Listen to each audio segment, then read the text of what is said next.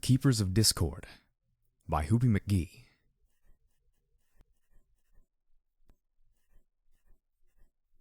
You would think I had enough troubles, wouldn't you?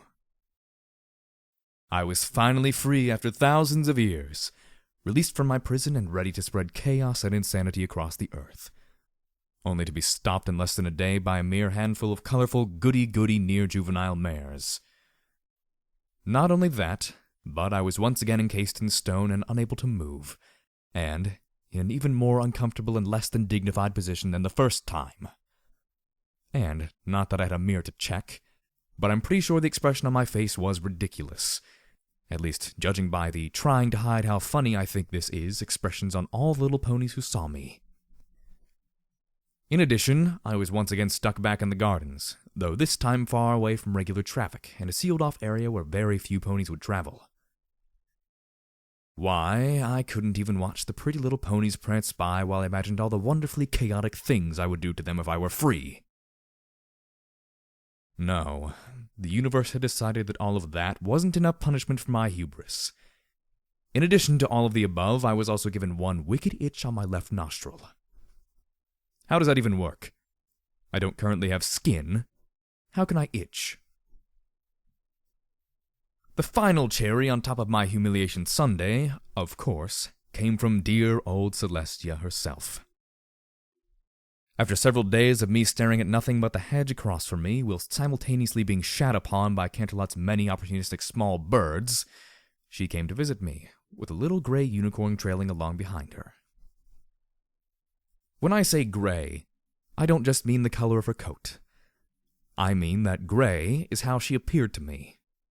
Gray and lifeless, completely devoid of anything fun or interesting about her. Her mane, though, was a vibrant red. An irritating red. A red that had no place being in the same vicinity as such a dull creature, let alone being attached to her body. Needless to say, I loathed the little thing on sight. "Hello, Discord," Celestia said, and I broke my attention away from the little mayfly next to her. As much as I despised her on first sight, she wasn't actually important in any way. In relation to the span of my existence, her life would be over in the blink of an eye. Blink twice, and there would be nothing but dust left of her. If I could actually blink, that is. "Hello, Celestia," I failed to reply back. One of the drawbacks of being encased in stone is that it tends to make all of your conversations depressingly one-sided. "I believe I owe you an apology," Celestia said, and the little unicorn next to her looked up in surprise. A surprise that I shared, if I must be honest. An apology? From Celestia? Oh, this was by far the most interesting thing that happened to me in days. I so hate being a statue. "When last we talked, you said that it was lonely being encased in stone. I don't know if that was simply a ploy for sympathy." "Oh, yes, Celestia. And such a clever ploy it was." "Or if that means that you are actually still aware while trapped. Assuming that it is the latter, however, I have come to a decision." Celestia nodded to the unicorn by her side, and I once again turned my attention to the drab little thing. "This is Ember Spark. She is one of the staff here at the castle. And, starting today, she has a new position, one that I've created with you in mind. She is to be the very first Keeper of Discord." "The who of what now?" The mare next to Celestia smiled shyly and stepped forward, giving a little bow with her head. Not quite the proper deference for the incarnation of pure chaos, but my injured dignity will take any salve, no matter how paltry. "Her position, and those who come after her, will be to maintain and clean your statue in the surrounding area, and, well, to keep you company. She will talk to you, read to you, occasionally arrange to have music brought to you." Oh, no. No. Seriously, no. anything was better than this. Boredom is better than this. Don't you dare, Celestia. All in the hopes that you will not be lonely. You're too dangerous to be let free, Discord. But that doesn't mean that I want you to suffer. Then why arrange for my torture? Oh, you tyrannical, grim-faced, sour old nag. You're doing this on purpose, aren't you? Do you really think that driving me insane will make me less dangerous once I manage to free myself? Oh, and I will free myself, I silently fumed while Celestia babbled on. Those bears of yours, even your beloved Twilight Sparkle, they won't last forever. And once they die, well, once they die, the seal will weaken once again, and then I will be free.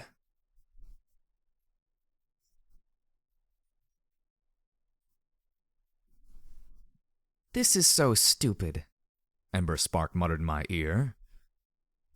You're stupid, I wanted to tell her. I don't even know if you can hear me, she sighed as she used her magic to clean pigeon crap out of my ear with a brush. I wish I couldn't, you boring mule. It was the third day of this nonsense. Ember Spark would drag her dowdy gray behind to my little enclosure to clean me.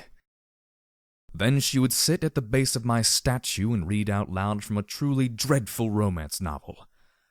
I believe the mares refer to those as saddle rippers. If I believed there were any gods around that would actually listen to my prayers, I would have prayed for an industrious pony with a hammer and chisel to come by and knock my ears off. Sadly, I'd burned all those bridges ages ago, and none of those stuck-up jerks would so much as lift an eyebrow to help me. I guess I just expected more when Celestia said she had a special position for me, the drudge gabbled on. Oh, hate. My friends tease me, you know. Oh, no surprise there. They call me the Royal Bird Poo Cleaner. Please stop talking. My friend, Sunny Fields, says... Another thing that really is very unpleasant about being encased in stone.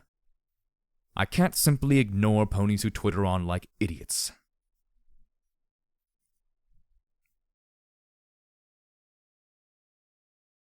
Can you believe it? Ember said with a laugh in her voice. She took down the whole table when she tripped. Oh, the look on her face was just priceless. Ha ha ha. I'm sure it was very amusing. By the way, you missed a spot. There was cake all over the floor and punch, too. Mary was all upset because her wedding was ruined, but I'm sure it will just be a funny story when they look back on it in a few years. You ponies sure set a low bar for funny, don't you? Anyway, you'll never believe this. Well, technically true, as belief requires care, and I have none. But I found a special sun pony. Oh, wonderful. Now I bet she's just going to keep talking about him ad nauseum. He's a Pegasus, but he's so dashing and handsome. Ah, called it. I can't believe he'd be interested in a mare like me. Oh, girlfriend, tell me about it. He must be just as boring as you. Anyway, we're going on another date. Seriously, just let the bird shit pile up in my ears. Maybe it will muffle the sounds of your banal twittering.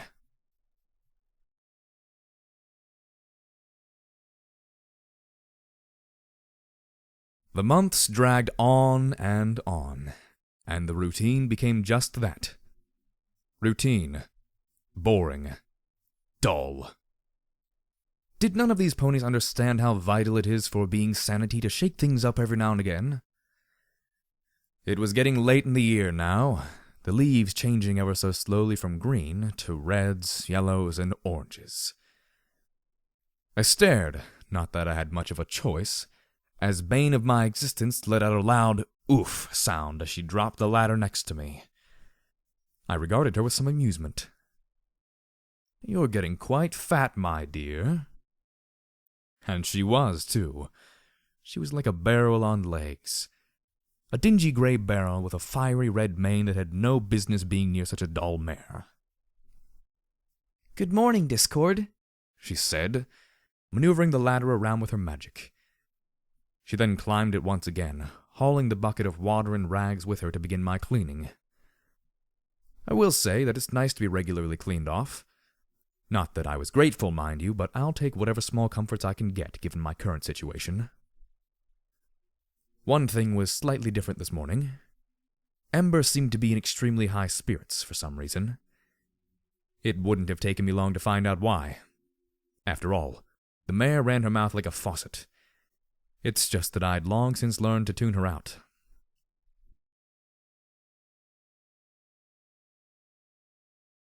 I find myself to be quite annoyed.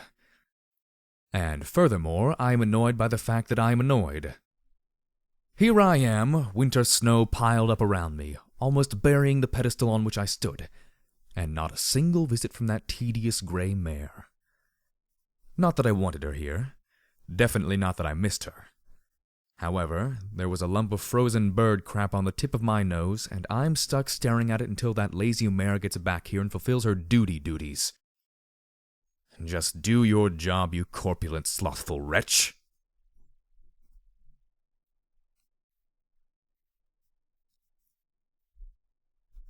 "4 weeks. That's how long it took for her to show up once again. 4 weeks of staring at a lump of frozen feces, with a backdrop of frosted white hedges, and not a whole lot else. Oh, wait, I'm forgetting about the rabbit.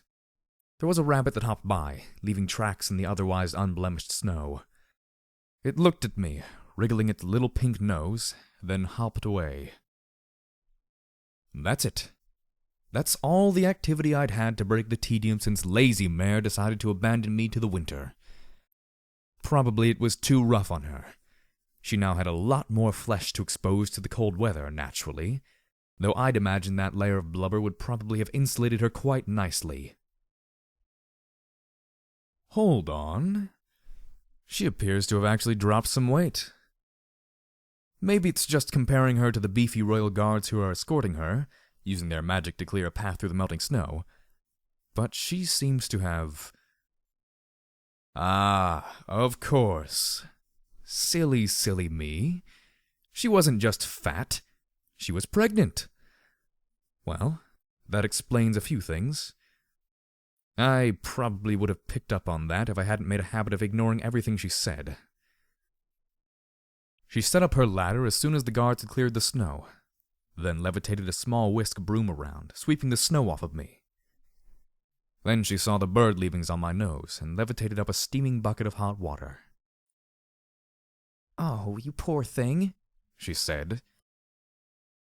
"I've left you so neglected. I'm sorry." She wiped away the mess, leaving a skim of ice upon my muzzle. But better the glare of ice before my eyes than that sheen of shit.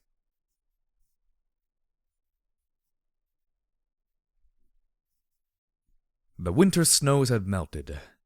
The hedges around me had once again gone green. And on one particularly nice day, Ember Spark decided that it would be a good time to show me her new daughter. "This is Evening Breeze," she said. The filly in question was a light purple unicorn with a red mane, though hers was not nearly as vibrant as her mother's.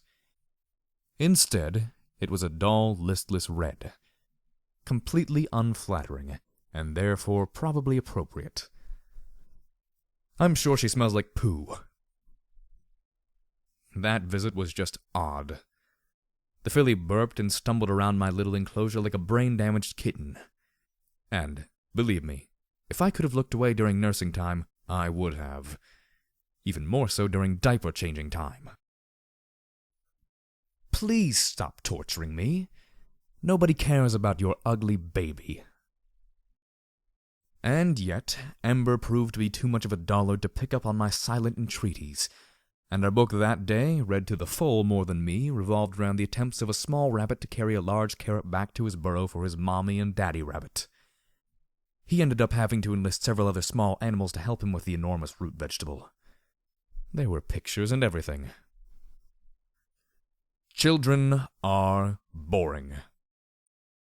One thing, though, I finally got some appreciation for how my face was frozen, because when little Evening Breeze finally focused her dull violet eyes upon me, she let out an unholy squawk of fear and began shrieking at the top of her lungs. No matter what she did, Ember was unable to calm her daughter, so she finally loaded her up into the carriage and took off. Aw, she didn't even say goodbye to me. Another thing happened then. Silence and inactivity only seem boring when that's all you have. When you spend time with little baby ponies, it instead becomes a welcome relief. Good riddance, I thought after Ember's quickly fleeing and, thanks to the baby, now much wider backside. Please stay away forever. Of course, I had no such luck. The years spun by, and things kept on pretty much the same as always. It took Evening Breeze several years before she was comfortable in my enclosure, and could look at my incredibly handsome face without flinching or hiding behind her mother. Then, one day, she simply came up and stared at me while her mother was trimming the hedges in my enclosure. "I'm not afraid of you," the filly said. "That's because you're too stupid to know any better," I would have liked to inform her. I saw less and less of Evening Breeze after a while, though she'd still occasionally come out and help her mother. Apparently she was in school or something. Not that I minded. On the occasions that her mother managed to drag her out here, she usually spent the whole time sulking. "She takes after her father," Ember told me one day. "He hates being forced into things he doesn't want to do." My rage could have shattered mountains. Forced into things? How about being stuck as a living statue? Try that one on for size. Had I even a fraction of my power, I would likely have done something horrible to both of them right then. Turn them into slugs, for example. Or, oh yes, turn Ember into a bird and Breeze into a worm, and then let them work out their differences that way. What torture this is. My mouth is frozen and I must giggle.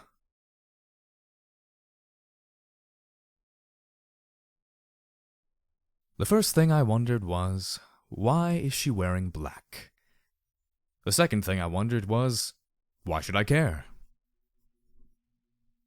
"My husband passed away last week," Ember Spark told me eventually, smiling sadly. Oh, lovely. Now I get to deal with a mare in mourning. There was a marked difference in the routine after that. Over the last couple decades, Ember had chattered aimlessly about her life, and she did her job. But now she was just going through the motions. She barely talked, and she would only wipe down my statue once every 3 days or so. No further sitting in the grass and reading, no singing, no happy talk. Not that I missed any of that, naturally, but she was being kind of a downer. If you aren't going to do it properly, then just leave, I thought at her viciously. "I can't do this anymore," she said a few days after that. Fine, leave me then.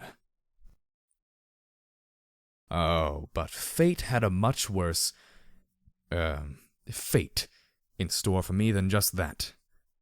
Because a few days later, an adult and obviously unhappy Evening Breeze came by with her mother, whose mane was now turning gray as it always should have been. Ember told me that her daughter would be taking over the family business of being the keeper of discord. Oh, goody. I can hardly wait.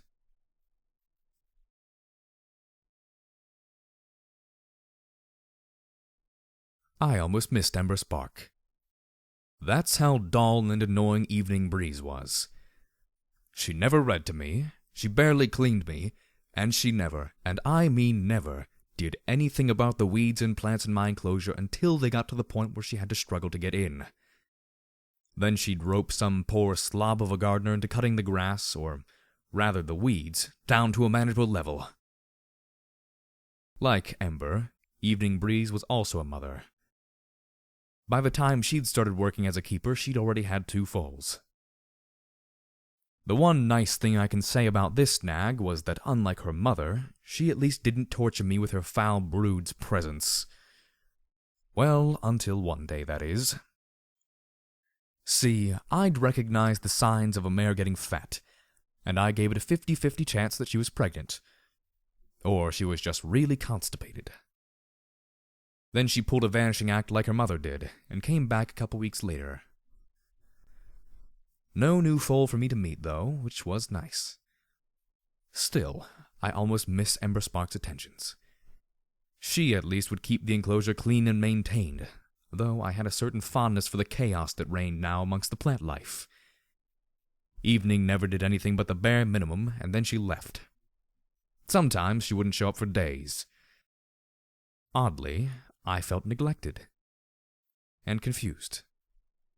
And now that I think about it, perturbed.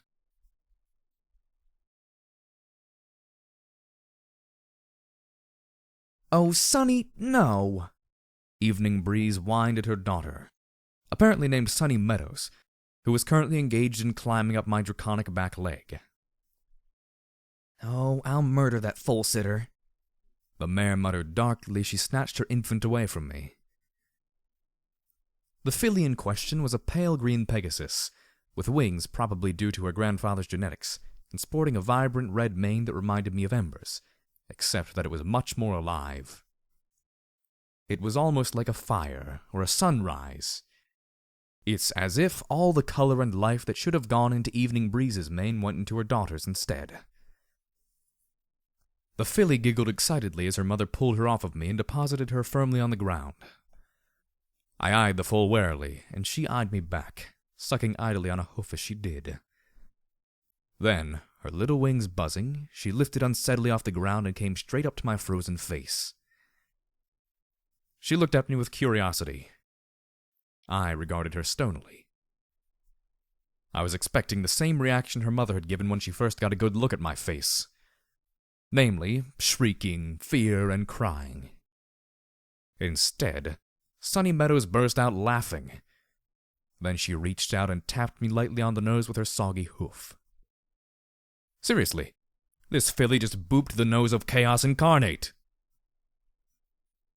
The filly gave a mostly incoherent squeal of joy, and something about a funny face. It's fair to say that I liked her already. No. Sunny, get down from there. The filly, dragged away by a telekinetic field, looked at her mother's face, and then she started wailing. "Aha! How do you like it, you sourpuss?" Heaving an exasperated sigh and glaring at me, as if this were somehow my fault, Breeze took her daughter away. The filly looked back at me tearfully, reaching out with both hooves, obviously unhappy to be going. For the first time in my life, it felt like I had an ally. Just my luck that it had to be one that pooped herself on a regular basis.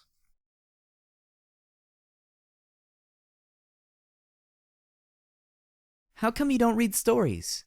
Sunny Meadows, who was just barely out of diapers at this point, asked her mother. She went bouncing excitedly around the enclosure. Gran says you're supposed to read stories. He's a statue. I'm not reading stories to a statue. It's stupid.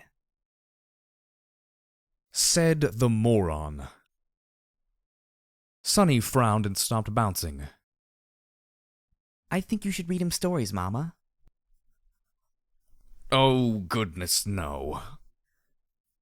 I thought frantically. I appreciate the thought, kid, but I appreciate the silence more. If you want to read him stories, go ahead, Breeze said with a strained patience. I just want to finish this up and go. Sunny just looked at her mother for a while, then looked up at me.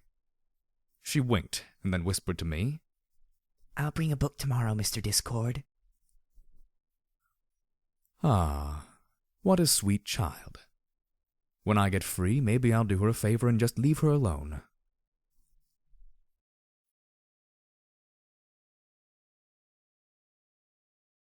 You want to take over? Fine then. This is a stupid job anyway.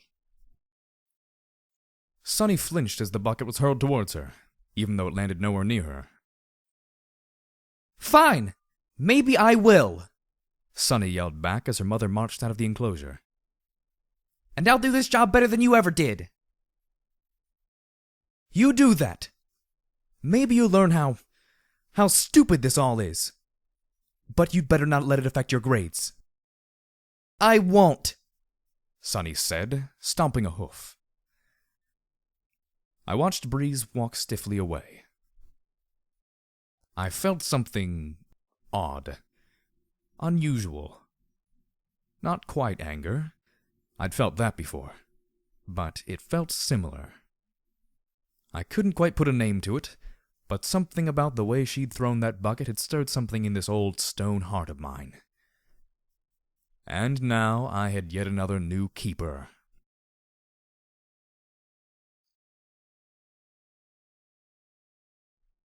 There we go, Mr. Funnyface, Sunny said on the first day of her second week.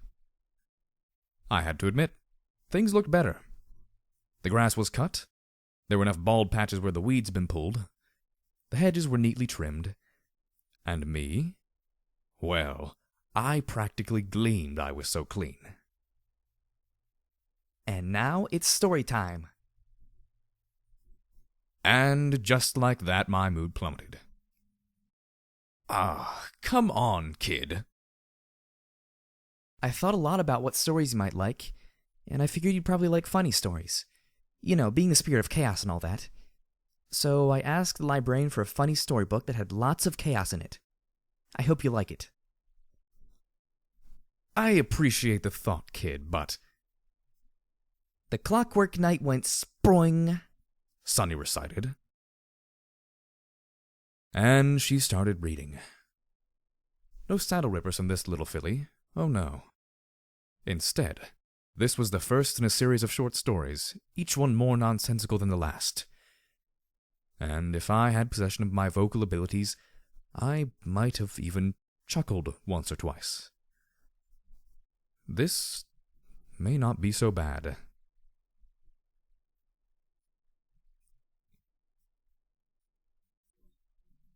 Ready? Okay. 1, 2, 3, go! Tag, you're it. Giggling, Sunny Meadows ran off, hiding behind one of the nearby hedges. After a minute, she popped her fiery red head up, frowning at me. You're never going to win at this rate, Mr. Discord, she scolded, then burst out giggling. That's 27-0 for me. I would have rolled my eyes, but, you know, statue. Statue tag was only one of the things Sunny did while she was here, and she was here more often than not during the day now that school was out. During the school year, sometimes she'd bring her homework and, apologizing to me, work on it right there in the clearing. It was a price I was willing to pay, since the alternative was that her mother would come back and take over again. The enclosure was much different now than it had been 2 years ago. It was larger for one. Several hedges had been cleared away or moved back, allowing more space. And in this space, Sunny had planted flowers of all kinds. She had a delightful way of starting her garden. It definitely wasn't what I had expected. First, she tore up a large part of the turf, raking and plowing until the ground was nice and torn up. Then she came up to me to show me what she was planting. Geraniums, violets. We got some daisies and lilies and marigolds.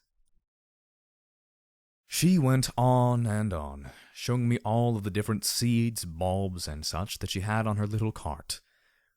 Truly a staggering variety. I put a lot of thought on how I was going to plant these, Mr. Discord. And you know what I decided? No, kid. I really don't. I'm going to plant them with chaos. She grinned at me, then grabbed a bunch of seeds and bulbs and just flung them at the soil. She whooped and laughed, flinging hoofful after hoofful of flowers towards the tilled soil. Once she was done, she wandered around, making sure that each was planted properly where it landed. Then, struggling with her underdeveloped wings, she zipped up into the sky, returning moments later with a black cloud, which she jumped on until it dissipated, pouring its rain onto the garden below. And there we have a chaos garden. Isn't it cool? Pretty cool, I would have agreed if I could have. But that wasn't all. While she'd been flinging the seeds around, she'd been too caught up to notice what else had happened. But now that she had settled down, it was only a matter of time before she saw. My cutie mark! Sunny was staring wide-eyed at her haunch, where a brightly shining sun was now looking back at her. Literally, as in, the sun had a grinning smiley face on it. Oh, how she squealed, running around the enclosure with sheer delight, and more than once briefly taking to the air, though her wings were still not much up for flying yet. I get it, kid. You're happy. Now would you kindly shut it? She did, but only because she came up and hugged my leg. What the heck was with this pony? Always with the hugging. None of my other keepers ever hugged me. Oh, thank you so much, Mr. Discord, she said warmly. I never would have gotten my cutie mark without you. Well, that's not how it works, kid, but you're welcome, I guess. Ooh, I gotta show every pony. I'll see you later, Mr. Discord. With that, and still laughing, Sunny Meadow ran off, her short-cropped mane and tail ruffling slightly she ran. Finally, some peace and quiet. But, oddly enough, the peace and quiet felt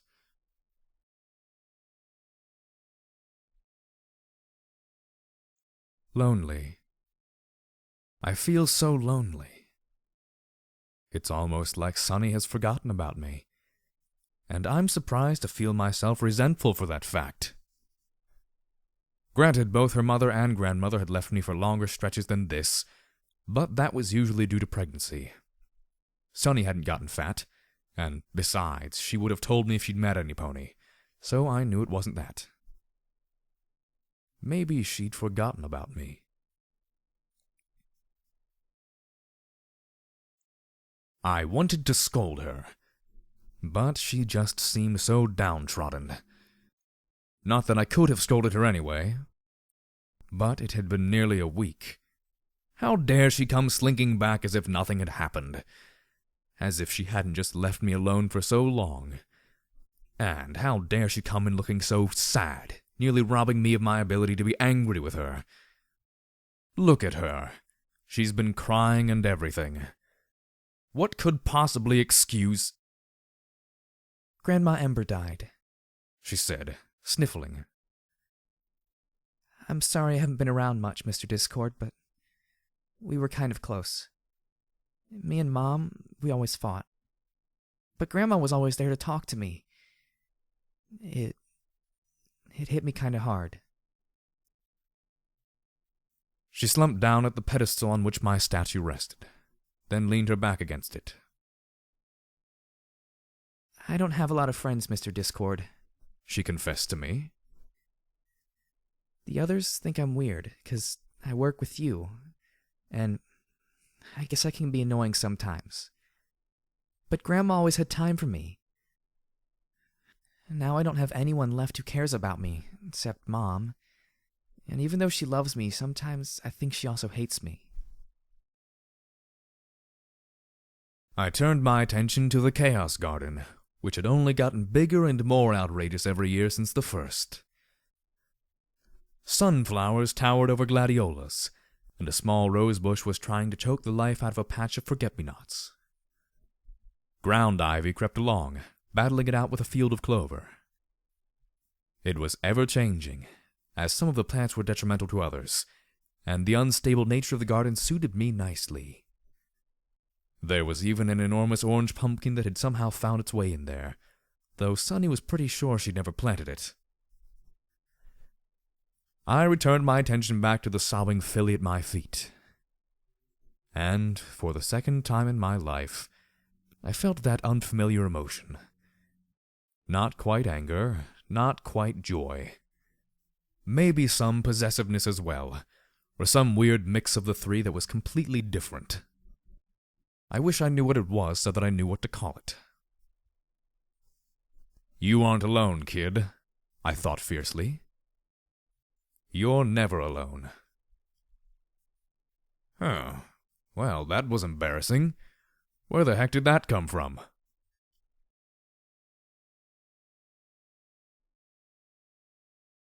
I'm glad to say that the routine returned shortly after that.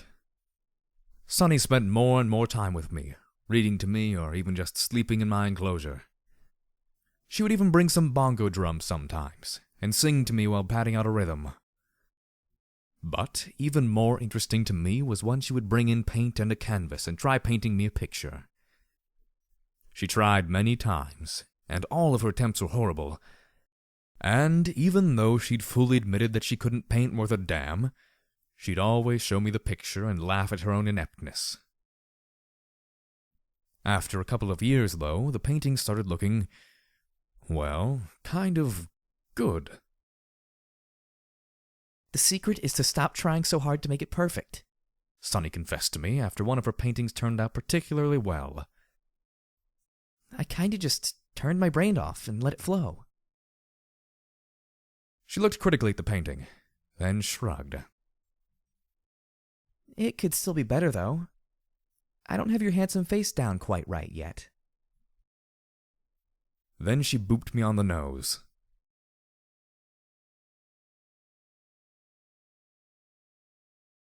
Fall was just about over again. The Chaos Garden was shriveled and mostly dead. Frost was on the ground most mornings, and sometimes would still be there well past noon. Winter was only a hair's breadth away. And now this stupid filly was going to abandon me. Oh, yeah, fine, whatever, I thought sourly. Leave, then. It's only going to be for a little while, I promise, she said, smiling the biggest smile I'd ever seen her smile. Just until the honeymoon is over. I was angry. So angry. Why was I so angry? Sunny was getting married, fine. Why did that have to affect me at all? Oh, that stallion had better treat her right, I thought darkly. Then I caught myself. Wait, why do I care how he treats her? I wish you could be there, she said sadly. I even asked the princess if she could move your statue to the reception, just for the day. You've been my only friend for most of my life, Discord. I'm going to miss seeing you every day. Then she started crying. Oh, damn it.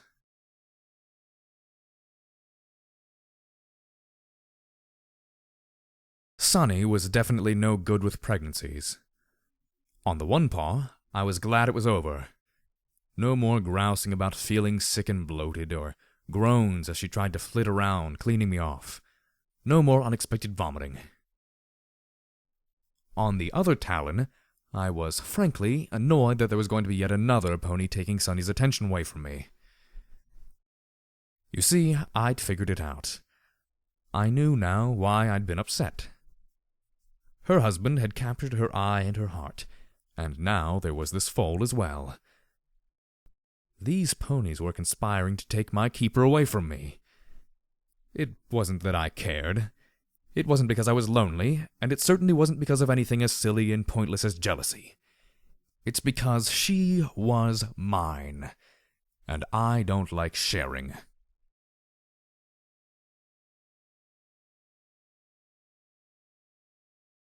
Her name is Winter Magic, Sunny said with a smile as she presented the tiny unicorn foal to me. 3 guesses as to why we named her that.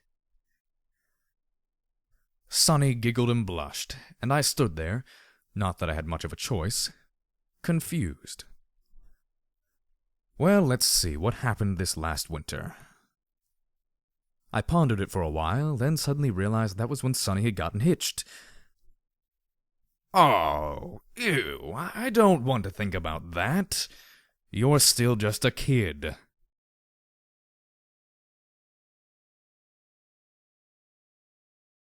I'd been so certain that I'd be seeing Sunny Meadows less and less often now that she had a family.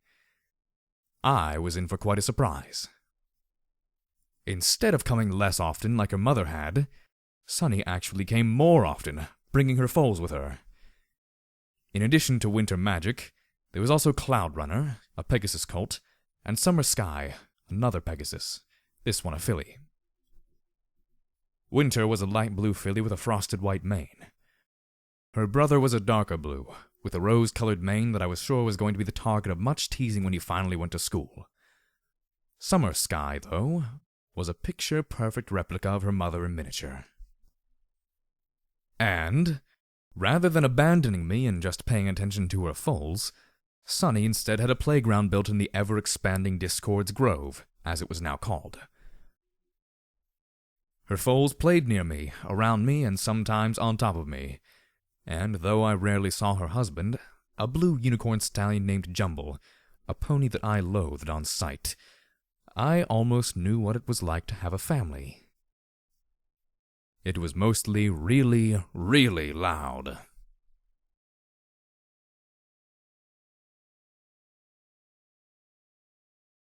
Cloud Runner, could you bring me the scrubbing brush?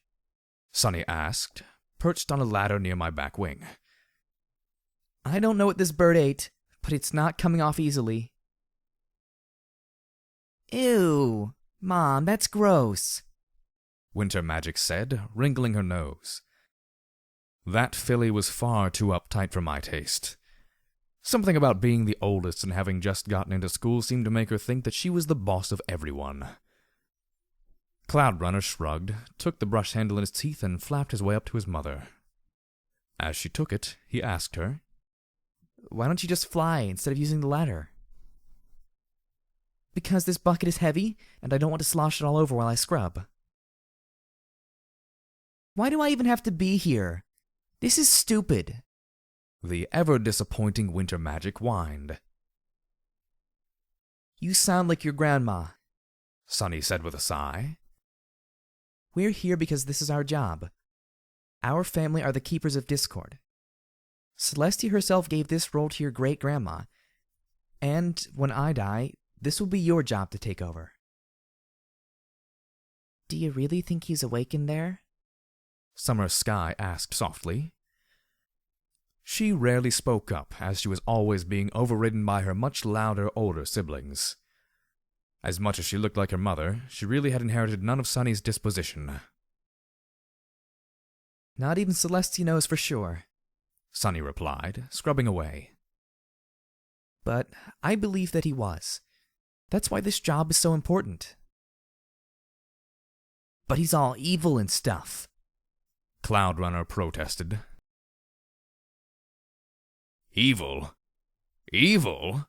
My boy, I've seen evil, and let me tell you, a little bit of chaos ain't got nothing on true evil. It doesn't matter, Sunny said firmly.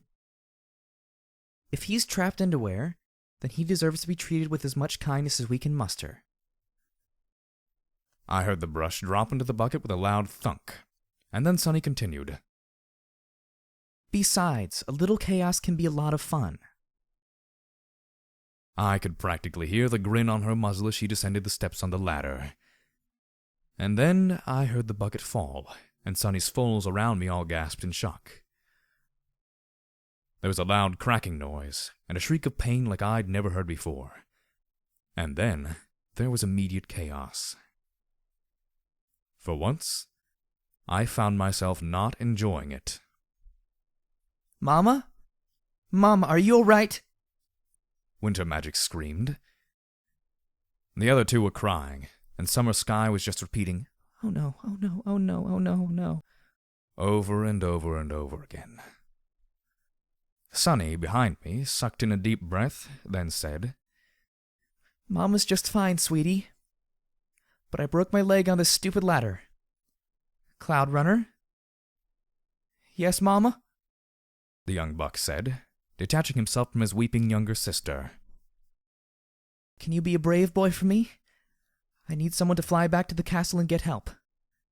Tell them I fell and I broke my leg, okay?" Okay." I've never seen that colt fly so fast in his life.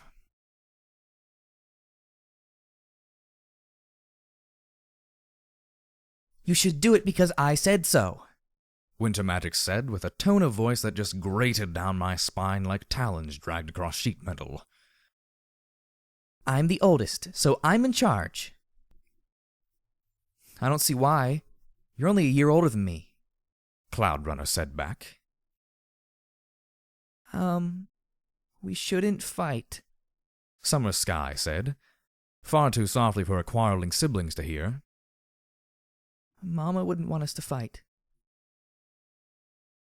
Mama put me in charge when she got hurt," Winter Magic said, stomping a hoof for emphasis. "Well, Dad put me in charge when he left," Cloud Runner shouted back. "He said I was the stallion of the house now and I had to take care of things." Wait, what? Jumble left?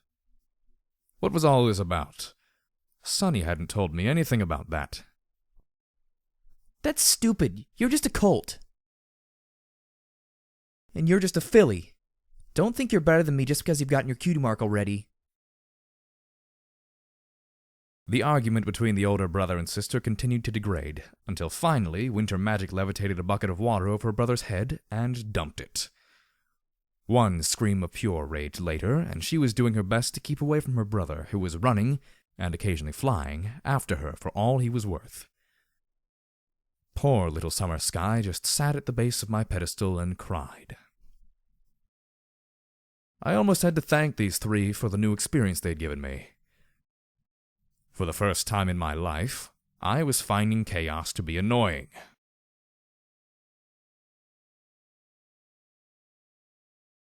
It was 2 weeks later when Sunny finally returned. 2 weeks of squabbling from the older two. 2 weeks of fights and arguments almost non-stop, while Summer Sky did her best all on her own to at least keep me clean. Reading or talking to me was out of the question, though, as the other two just kept on fighting. I have to tell you, I was pretty happy to see that light green mare come wheeling back in, her left back leg in a cast and bandages around her ribs. "Hi, funny face," she said with a smile as Cloud Runner pushed her wheelchair up to me. "I missed you. Sorry about that. I shouldn't have been so clumsy." Oh, no kidding. I can't imagine it's exactly common for a Pegasus to hurt themselves falling off of a ladder. "Turns out I had a broken rib or two as well. I'm under doctor's orders not to do any work, but I can at least make sure these three do their jobs right." She turned her wheelchair around and stared at the three guilty-faced foals before her. "So, this place is a mess. Here's what we're going to do." In a surprisingly short amount of time, the weeds were pulled, the dead plants removed from the Chaos Garden and new ones planted, and my statue was scrubbed down. Then, as a reward, the youngsters got to eat from a picnic basket while their mother read to me a story that she'd written. See, there are only a certain number of stories that can be considered chaotic and funny in the world, and Sunny had read most of those to me in her first couple of years. She'd then taken it upon herself to write more of them, and occasionally come back with something completely new. Her stories were terrible at first, much like her paintings. But, hey, they grow on you.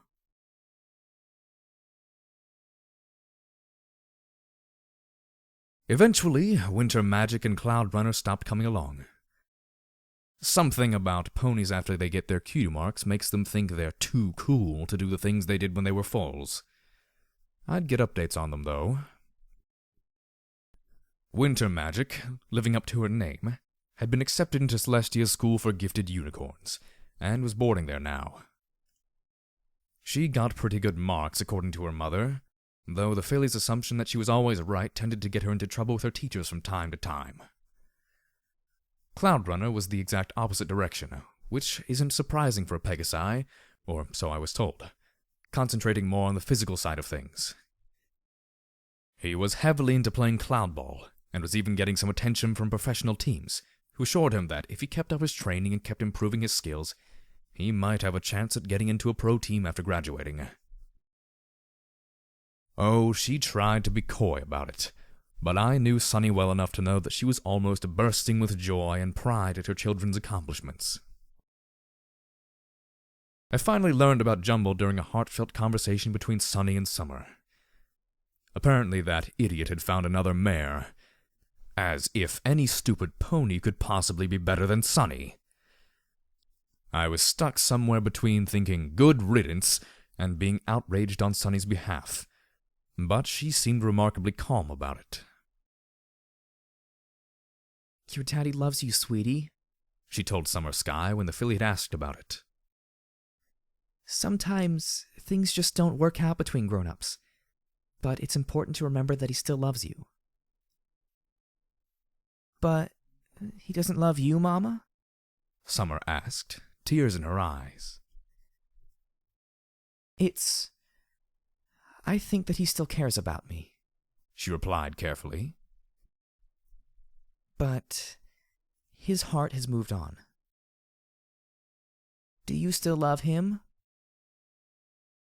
Oh, sweetie. Even though I'm mad at him, I still care about your daddy very much.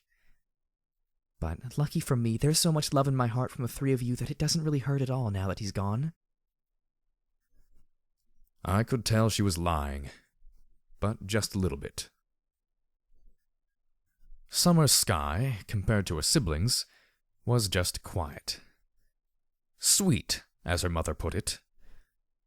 Sunny doted on her, and Summer bloomed like a rose, eventually becoming more confident. She was quite the able assistant as well, and helped her mother write the stories they read to me. Much to my surprise, Summer Sky had a wonderfully inventive mind, and the stories she helped write, and later on wrote herself, were charmingly off-kilter and amusing.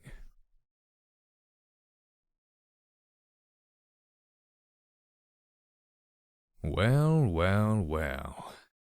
This sure has been an exciting day for me.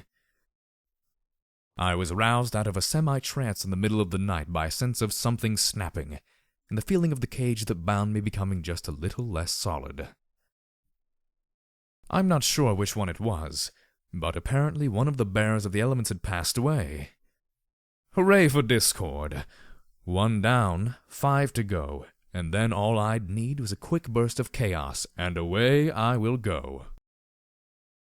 And I won't be stupid enough to play games this time. No hiding the elements in a book, no riddles, no jokes.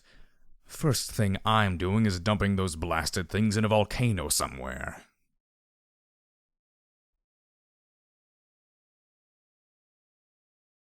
My mother is dead, Sunny said with a sad smile. Heart attack. She died peacefully in her sleep. Wow. Evening Breeze was dead? Really? I mean, I suppose I shouldn't be surprised. 2 more of the bearers had already passed, and my prison was that much lighter now. But still, wasn't she just a filly a little while ago?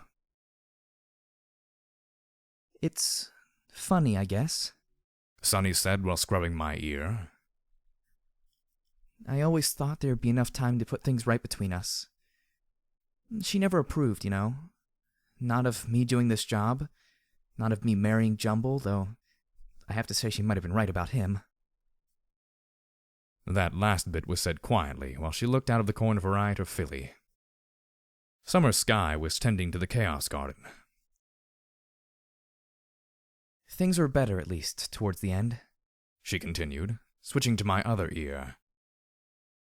She'd gotten over a lot of her anger towards you. Wait. What? Why would she be mad at me? Sunny had the answer, luckily, so I wouldn't be eaten alive by curiosity. When she was little, she felt that you were taking my grandma away from her. She felt Gran spent too much time here when she could have been spending it with her. Also, she said you have a scary face. She smiled, then kissed me lightly on my now clean cheek. She sure was wrong about that, wasn't she, Mr. Funnyface?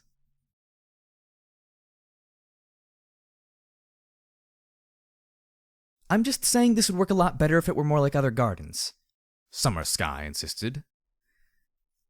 That's the whole point of the Chaos Garden, though, Sunny replied in what Summer obviously took as an obnoxiously reasonable voice.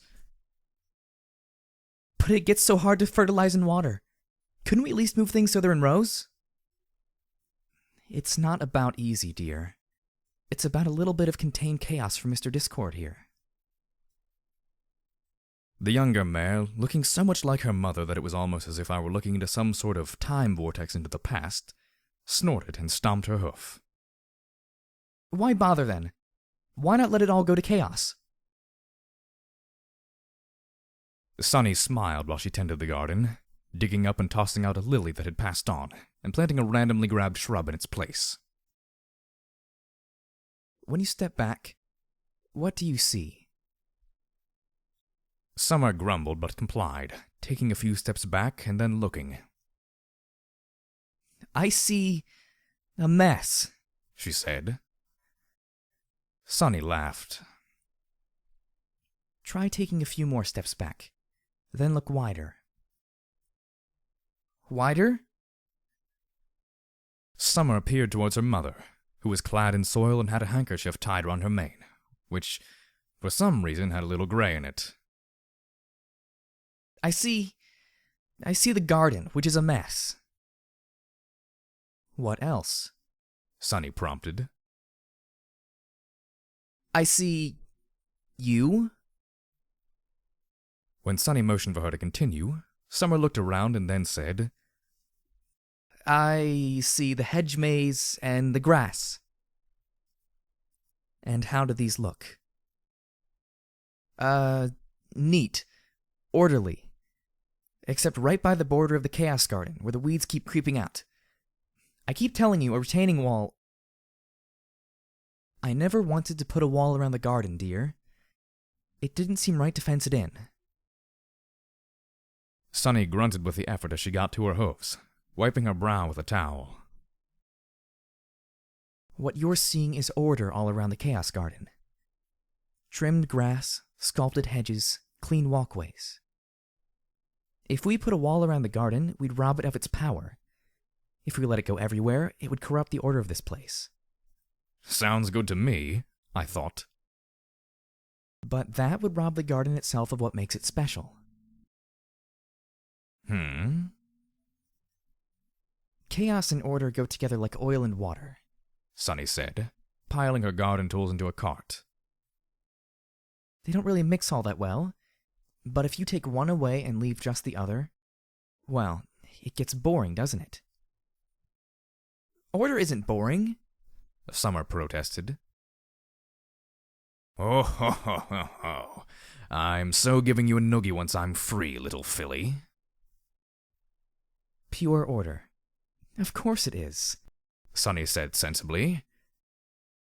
We need order to have a stable life, but we need chaos to make that life interesting enough to live.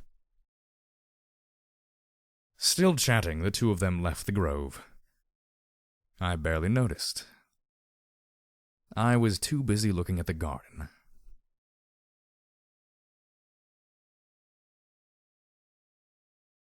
Her name was Wind Whisper, Summer Sky said, presenting the foal to me. Windy, this is Discord. Our family takes care of him. The foal gurgled up at me, wide-eyed, while I just reeled in confusion. Summer has a foal now?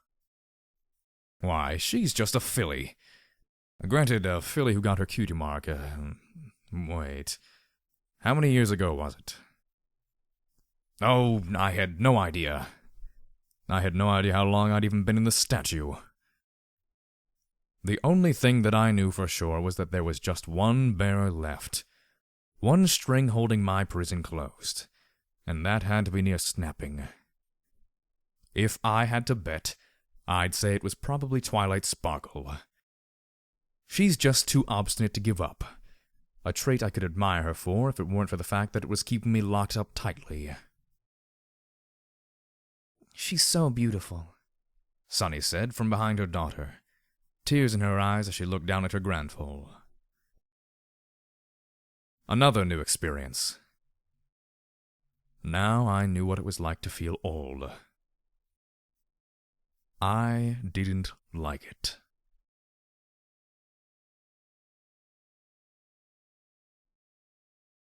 Sunny had been sick. A cough, she told me one day. Just a cough. But it was enough to make it so that her latest doctor, she'd outlived her last two, had insisted that she take some bed rest. Summer Sky was doing her best, along with little Wind Whisper. The filly, though, was a silvery gray, and looked nothing like Sunny. It reminded me a lot of the older mare. She was inquisitive and loved to laugh, and she too called me Funny Face. It was now a week after I'd felt that last thread snap. The only thing holding my prison shut now was wishful thinking and a lack of a concentrated burst of chaos. Anything would do, really. A war, a fight, even an argument. Heck, get Winter Magic and Cloudrunner back here. I'm sure I'd be free before I could blink. Summer Sky was walking towards me slowly. For once, she didn't have her daughter with her. Summer had followed in her mother's hoofsteps and turned being a keeper into a family affair. For Wind Whisper not to be here, I vaguely hoped the filly wasn't ill. And then I saw Summer's face. She'd been crying. Hard. No. Hi, Discord, Summer said with a wan smile. I'm sorry. I can't. Mom wanted me to come and see you. She was sicker than we thought. I could feel the turmoil from the mare, chipping away at the last of my bonds. No. Damn it, no. I don't even know if you can hear me, or care if you do, but it was quick at least. Peaceful. Everyone was there, even my brother and sister. A crack in the stone. Summer didn't notice. No. Not like this, I thought furiously. Not because of... She wrote you a letter. It's here. Summer took the letter from a thin saddlebag by her side and placed it by my feet. She didn't want me to read it. She said it's just for you. Summer Sky started crying again. Another crack appeared, and, for the first time in my existence, I sought to keep myself imprisoned. Even if you ask me now, I couldn't say why. I'm sorry, Summer said, wiping at her eyes. I'm so sorry. She wanted to come and see you, but she couldn't. She had no strength left at the end. I know she loved coming here, and I don't want you to worry. I'll keep doing my best, and I know Wind Whisper will as well, and And The mare collapsed, sobbing. The stone cracked again, this time audibly, the snap of it breaking, filling the grove. All of my efforts meant nothing. I was being freed. Summer looked up, shock and fear in her eyes as, for the first time in who knows how long, I began to straighten up. Gray stone flaked off me as I rose. And as I moved, so did Summer Sky, scrambling to her hooves and looking at me with disbelieving eyes. I reached down and took Sunny's letter in my talons. I looked at her daughter, who was staring at me with a combination of awe and terror. "Thank you," I said to her, and she nodded and squeaked something in response.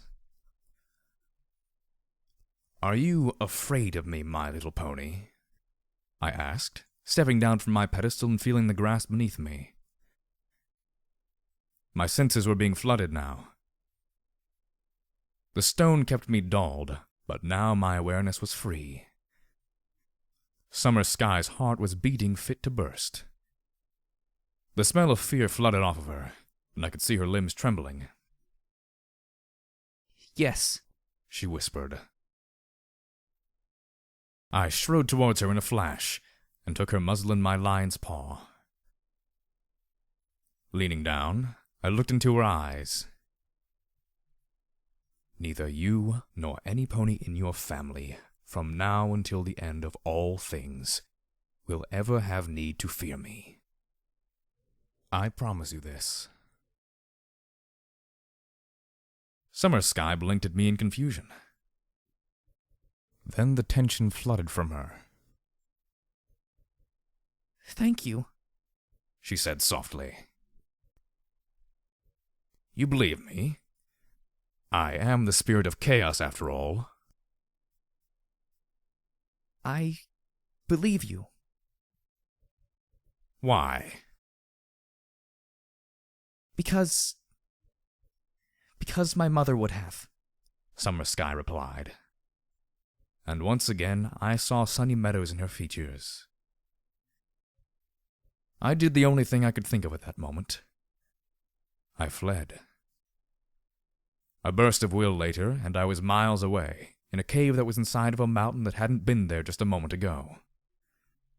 I reached up, turned on the lamp that I called into existence, and then collapsed onto a recently materialized chaise lounge. And then, feeling a trepidation that was completely foreign to me, I reached out with a talon and opened Sunny's letter.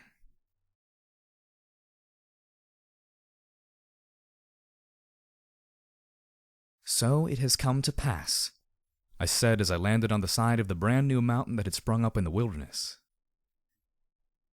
The Draconicus regarded me solemnly as I folded my wings across my back. I was braced for anything, or so I'd thought. Discord's response surprised me, though. "Not now, Celestia. I'm not in the mood." I blinked, surprised. I'd never seen Discord upset before. At least, not like this. He had his moods, certainly, but those typically ranged from amusement to annoyance. I'd like to just leave you alone, Discord, but you know that I can't do that. "Celestia, I swear, if you two don't leave me alone, it's going to end badly for both of you." I felt a chill as I realized that our ruse had already been uncovered. "Oh, yes," he said, seeing my surprise. "I can sense little Luna sneaking up behind me, bearing the other 3 elements. Did you think I wouldn't know?" I was hoping you wouldn't, yes. "I'm not in the mood for games, Celestia." Since when? I asked.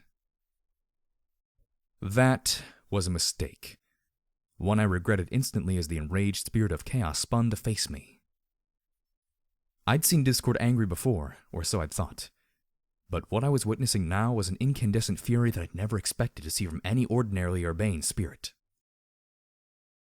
"Since you put this leash on me!" he roared, and I stepped back, afraid for my life for the first time in a very long while. Discord's voice echoed down the mountainside, and here and there the stone cracked, falling down in random avalanches. What? I swallowed, trying to work some moisture back into my mouth. What leash would that be? "These infernal keepers of yours. Why did you do that?" The rage faded somewhat, and I was amazed to see pain. Could it be? I only wanted you to have company, I said, suddenly unfamiliar with the creature I was facing. I wasn't even sure if you were aware. Oh, I was aware, every single second of every day. And honestly, I could not have cared less for any of them. Any of them except Sunny Meadows.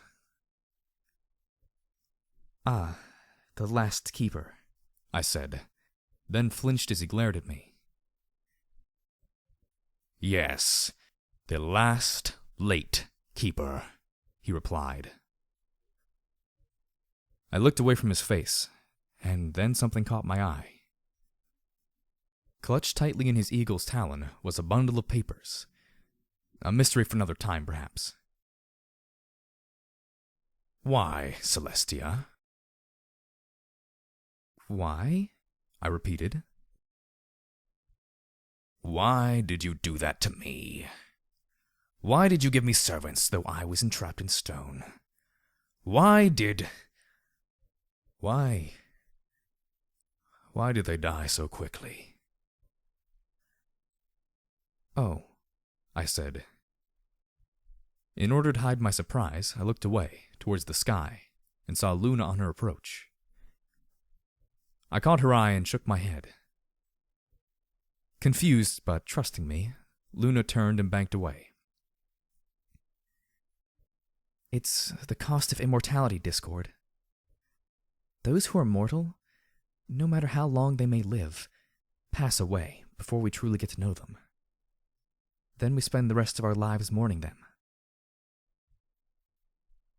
"It's not really worth it then, is it?" he said, as he held out his talon. A burst of fire, almost too bright to look at, consumed the letter in an eye blink. It is worth it, I replied. to me at least. "Oh? How so?" Because the alternative is to never get to know them. Those lovely, wonderful, and above all, brief ponies who live their lives and die without us ever knowing them at all. We would deny ourselves the joy and beauty of their time on this world, and our lives would be the poorer for it. And because, well, they say that no pony truly dies while someone keeps them alive in their hearts. I stepped forward and bowed my head. And, as we are immortal, that means that those precious to us will never truly die. Discord let out a bark of what almost could have been laughter. "That brings me surprisingly little comfort now, you know." I know, but it will get easier to bear. He grunted, then sighed. So what now? I asked him. "What now?" he repeated. "Now I spend some time thinking. Some idle reflection. Listless contemplation." And once you're done thinking things over, "Then we'll just have to see. I am the spirit of chaos after all." I see. Discord stood and stretched, then looked at me. "Out of curiosity, Celestia, Can you tell me what this emotion is? What The feeling hit me hard, streaming from discord straight into my heart.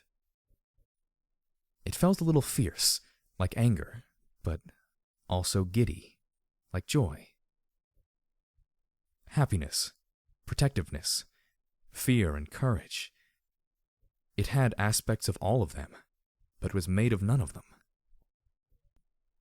It was its own emotion, and one I knew well. That discord is love. He snorted with contempt. Love? No. I know love. I love chaos. I love the unexpected. I love... You enjoy those things, certainly, I interrupted. But you don't love them. You've felt this emotion, discord? Yes, for sunny meadows. I see.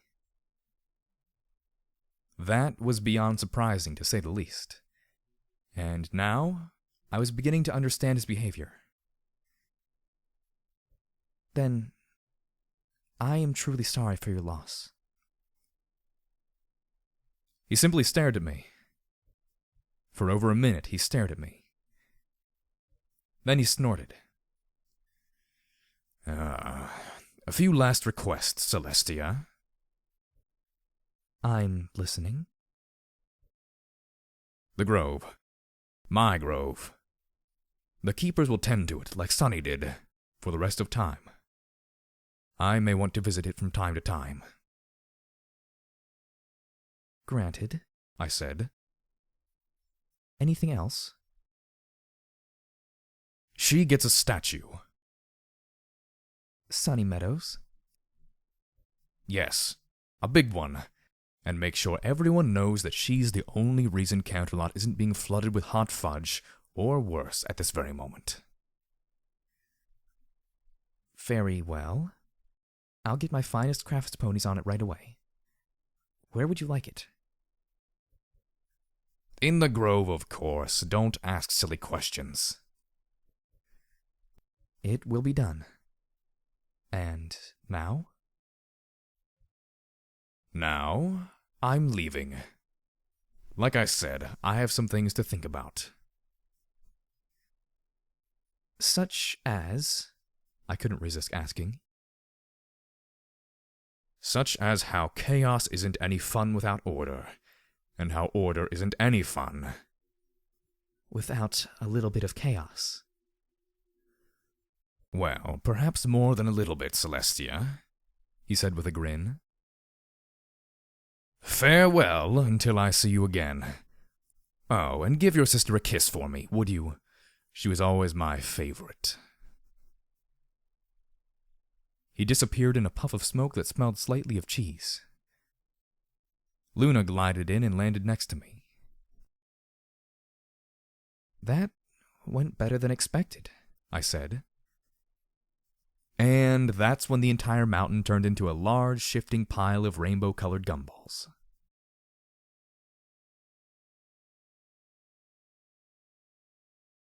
The place existed nowhere in rational space. It was created out of pure imagination and chaos, with just a smidge of order to give it structure. The barest amount, honestly. If one squinted just right, it could almost look like a grove of some kind, with a large garden full of strangeness. Around the constantly shifting non-walls of the place were hung, draped, or propped up a variety of paintings, most of which were of a certain statue in a certain grove in Equestria. All of them were by the same artist. All of them were of questionable skill, and none of them were signed. There was also a bookshelf that could have been wherever you wanted it to be at a given moment. It was filled with notebooks, which contained hoof-written, one-of-a-kind stories that you would find nowhere else in any reality. The master of this place, who looked like everything and nothing all at once, at least when he wasn't concentrating on maintaining his appearance, reached into nowhere and pulled out an envelope and a single piece of paper. He settled down, and once again, read what his friend had written to him. Dear Discord. Well, the doctors say that this may be it for me. I didn't want to believe it, but it's seeming more and more like it's true. This cough isn't just a cough, it seems. I won't bore you with the details, but it doesn't seem likely that I'm getting back out of this bed for anything but my funeral. I wanted to say thank you. I know that probably sounds weird since you didn't have a choice at all, but honestly, I had a great time being a keeper. Tending the garden, cleaning your statue, writing my silly stories and making my terrible paintings. It was all just too much fun. I am the luckiest pony in the world to have had that job. I just wish my mom could have seen how lucky I was. And my foals being a part of it, well, that was just icing on the cake, as it were. Winter and Cloud won't want to be keepers themselves, I know, but I'm pretty sure Summer will. She's my darling little girl, and I know she'll take great care of you. If I have any regrets, it's that this is happening before I have a chance to meet you, to see if what I did had any impact, made your stay even a little more tolerable. It can't be fun being trapped in stone. I hope I helped make things easier for you. I really hope I didn't make it any worse. If I did, and you ever get out, please don't blame the children for that. They're only following in my hoofsteps. I'm going to have to go soon, both figuratively and literally. But I wanted to thank you again. I wish you all the best, Mr. Funnyface. And remember, a little bit of chaos is fun and special. A lot of chaos, it's just a big mess. I wish I could have seen you once again before the end. All my love, Sunny Meadows.